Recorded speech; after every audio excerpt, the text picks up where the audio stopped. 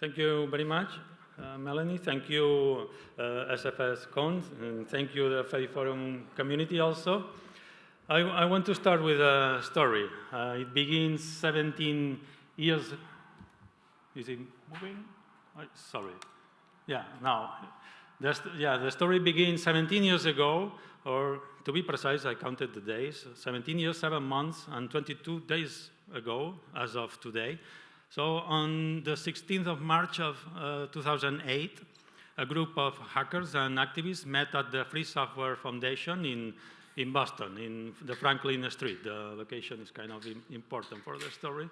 The event was organized to discuss the impact of network services and on free software and user autonomy.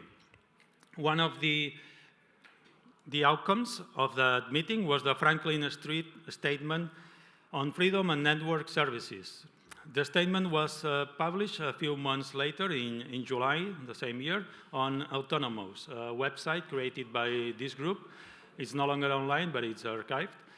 The Franklin Street Statement is a brief declaration with recommendations for three groups, developers, service providers, and users. Its aim was to address a perceived move towards centralization that has powerful effects on software freedom and user autonomy. Okay. I won't go through all the recommendations, but I want to highlight one addressed to developers. Develop software that can replace centralized services and data storage with distributed software and data deployment, giving control back to the users. The statement also mentioned the GNU Affero GPL, the license that had triggered the meeting, and also the same license used today by Mastodon, Bonfire, Pixelfed, and most of the Fediverse services. The prescience of the whole statement, considering our world today, is really striking.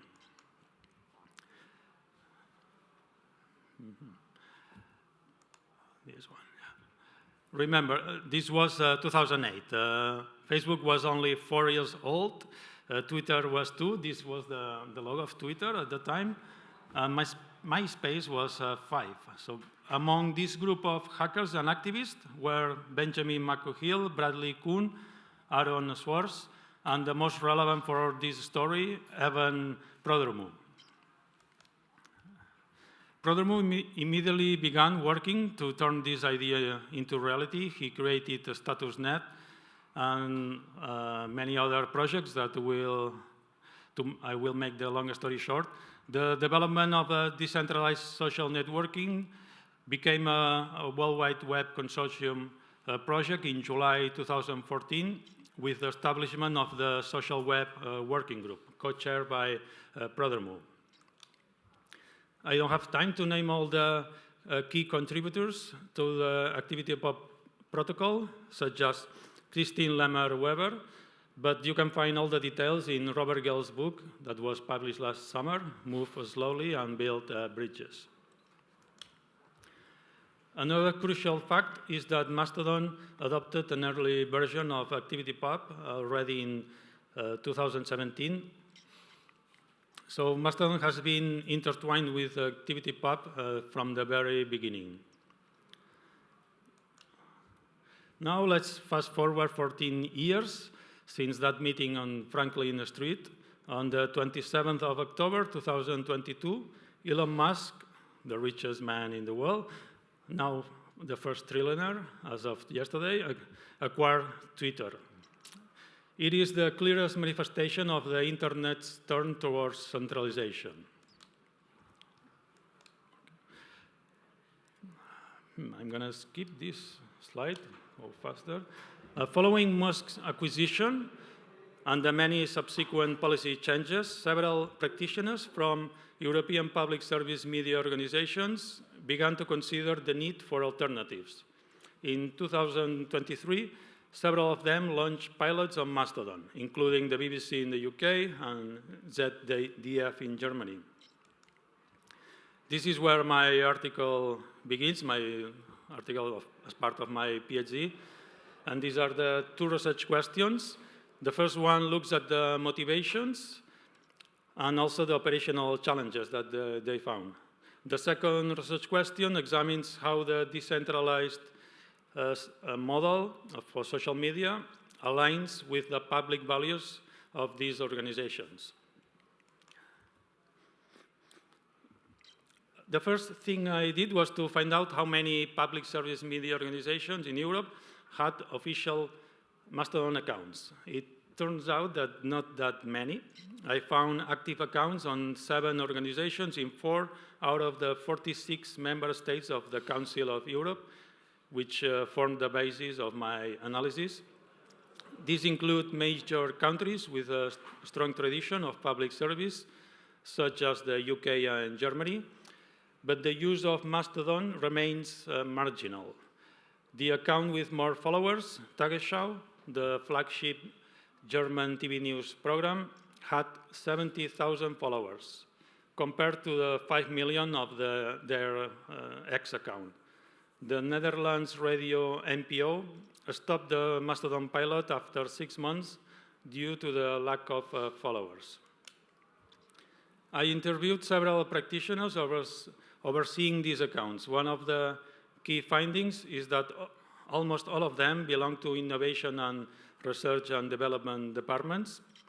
I also interviewed experts on the topic like Prodromu, Martin Holland, Andy Piper, and also members of Norwegian and Swedish public service organizations. So the second research question is more complex and presents a few analytical problems. The first problem is how to synthesize public service media values. Public service media is a 1-century-old institution. Each country has its own media policy. There are different models across Europe. The European Broadcasting Union issued a report in 2012 with a set of 6 values that was endorsed by more than 100 organizations. It represents a consensus document that researchers have used to build upon. There is a problematic value here, universality.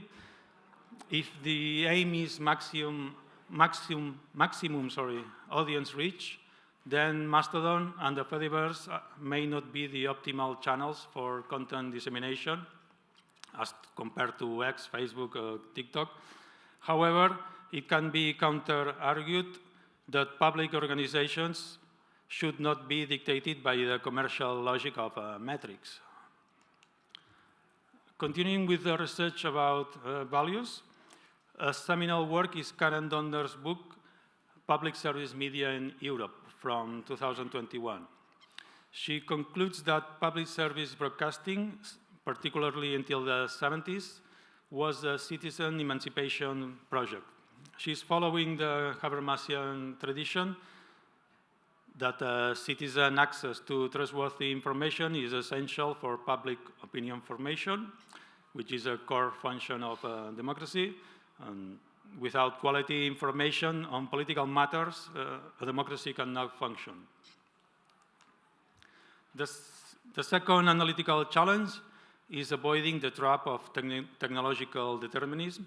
So the idea that by simply changing the technology, deliberative democracy, in this case, will emerge naturally. It is problematic to posit a direct causal link. On the other hand, it's kind of obvious that autocracy is a centralized political system. In this regard, there are 2 German scholars who have researched a lot on digital sovereignty, Julia Pohl and Daniel Bolsen. They recently used a concept borrowed from Max Weber, elective affinity.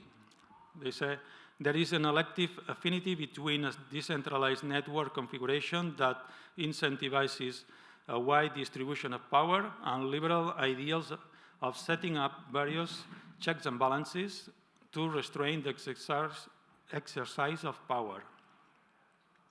This concept is useful because it allows to establish a correlation and mutual reinforcement between decentralized networks and liberal democracy without falling into the trap of hard technological determinism. Now, for the last point I want to make, it's about the nature of public service media itself. I've been using the term public service media, not broadcasters, and in academia, this has been the standard term since the digital transformation. But in reality, these organizations are still somewhat stuck in the broadcasting paradigm.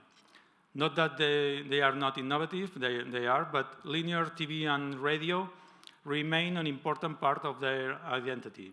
This is not a decision that journalists and managers from these organizations can make. The organizations are governed by mandates and laws, sometimes constitutional laws that are very hard to change. This tension highlights a core point. Academics have long advocated for the need to rethink the public service media institution to truly adapt it to the current technological ecosystem. There are different proposals for that, and also different names. One of the first one was Graham Murdoch, who in 2005 called for building digital commons. Halvard Moe from Norway did his PhD thesis about that in 2009. And one of the latest is Karen Donders, who in a recent article advocates for building a sort of public service platform. Helen Jay, in an article from last year, used the concept of public service internet, which is the same title as the blog post from the BBC Research and Development team, the same one that led the Mastodon experiment. And I want to mention also the former member of that team, Ian Forrester, has been pushing for this idea for many years. In 2021, a group of scholars led by Christian Fuchs and Klaus Unterberger launched the Public Service Internet Manifesto. There is also work being done in the US by Ethan Zuckerman about the digital public infrastructure.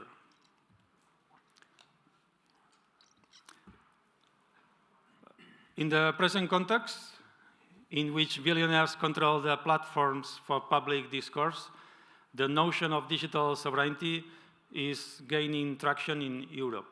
There are growing calls to build a European democracy shield and a Eurostack, a set of digital tools that empower democratic ideals, rather than creating dependency on external actors with commercial and political agendas. The transformation of the public service media must be part of this debate.